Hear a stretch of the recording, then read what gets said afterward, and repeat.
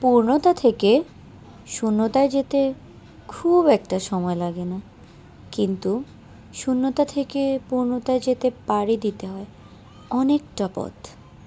নিঃশ্বাসের দামে যাদেরকে ত্যাগ করার চিন্তাও মাথায় আসবে না, তাদেরকেও ছেড়ে দিতে হয়। দূরে দাঁড়িয়ে একটা মিথ্যা হাসি দিয়ে বিদায় বলতে হয়। ভালো থেকো কথাটির চেয়ে নির্মম এবং অমানবিক কথা খুব সম্ভবত আর হয় না।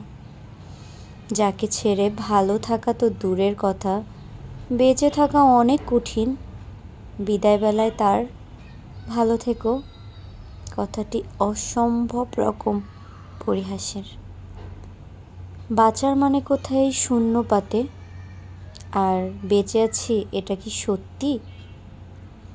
আস্তে আস্তে দেহের কোষগুলো একটা আরেকটা খেয়ে যাচ্ছে।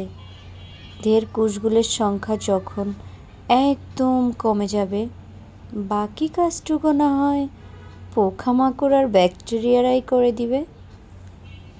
হোক না অনেক কষ্ট, কিন্তু সত্য এড়িয়ে যাওয়া কি সম্ভব আসলেই? শিরোনামে ছিলাম, কিন্তু শেষটায় আমার জায়গা নেই।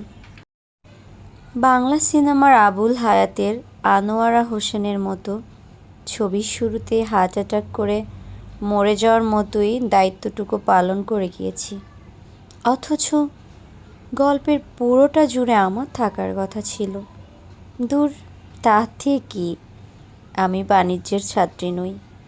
হিসাব করে আর যাই করি না কেন, ভালোবাসা অসম্ভব।